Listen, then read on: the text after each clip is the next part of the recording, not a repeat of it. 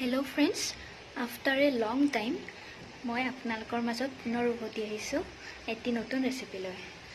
আজি মই আপোনালোকক দেখাবলৈ ওলাইছো লোকেল চিকেন কাৰী। আহকচোন চাও লোকেল চিকেন কাৰী বনাবলৈ কি কি লাগিব।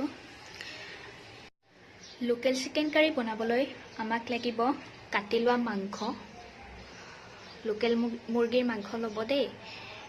কাটি লোৱা পিয়াজ দুটাৰ পৰা তিনিটা, নহৰুৰ পেষ্ট, আদাৰ পেষ্ট, দুখিলা তেজপাত আৰু সোৱাদ অনুযায়ী নিমখ, হালধি, জিৰা গুড়ি আৰু সামান্য পৰিমাণৰ জলকীয়া গুড়ি ল'ব।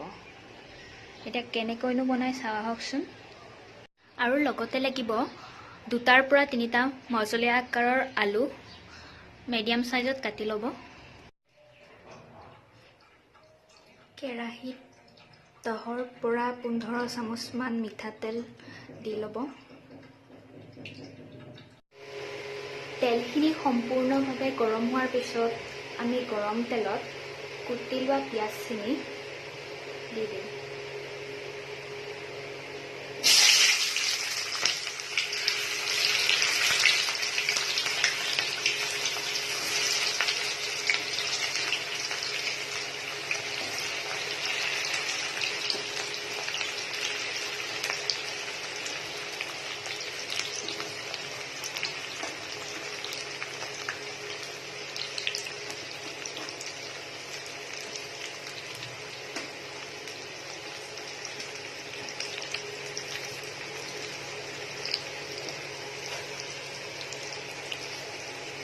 লগতে আমি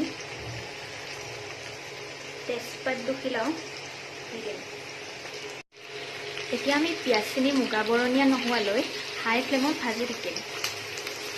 ভালদৰে লৰাই ভাজি থাকিব।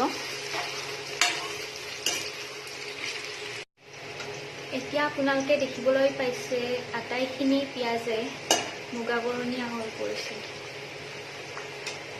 এতিয়া আমি পিঁয়াজখিনিৰ সৈতে মাংসখিনি মিহলি কৰি দিম।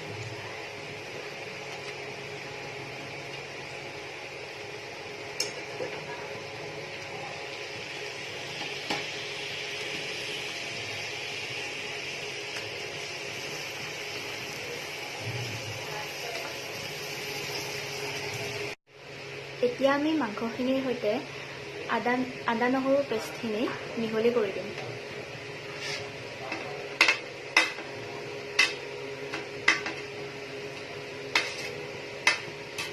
এতিয়া ভালকৈ লৰাই দিব আটাইখিনি।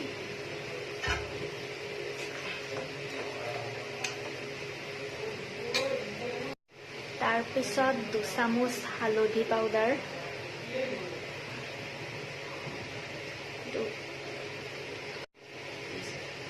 3 চাহ চামুচ জিৰা পাউডাৰ আৰু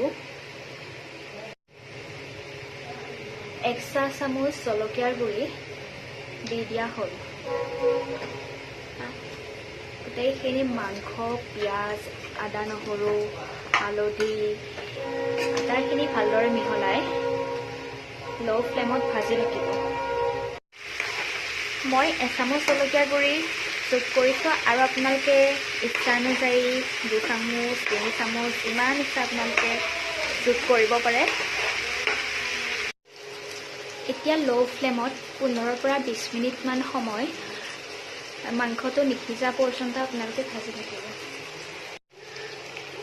মাংসটো সিজিবলৈ আৰু অকণমান বাকী আছে, সেইকাৰণে আমি 1 কাপ পানী মাংসখিনিত দি দিম।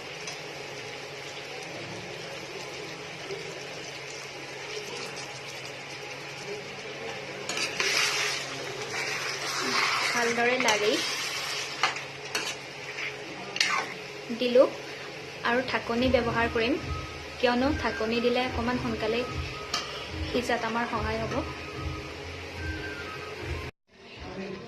এতিয়া আলু দিব পৰাকৈ মাংসটো সম্পূৰ্ণভাৱে সিজি গৈছে আৰু আমি আলুখিনি ইয়াত যোগ কৰি দিলোঁ। এতিয়া আলুখিনি সিজিবৰ বাবে ঢাকনিখন মাৰি থলোঁ। এতিয়া আলুখিনি সম্পূৰ্ণভাৱে সিজি গৈছে আৰু সামান্য পৰিমাণে গৰম মছলা দি 5 মিনিটমান উতলিবলৈ দি নুমাই দিওঁ। যদি আপোনালোকৰ ৰেচিপিটো ভাল লাগিল তেন্তে লাইক কৰিব, শ্বেয়াৰ কৰিব আৰু এভৰি ছেটাৰডে ছানডে নতুন নতুন ৰেচিপি পাবলৈ মোৰ চেনেলটো ছাবস্ক্ৰাইব কৰি দিব। Thank U.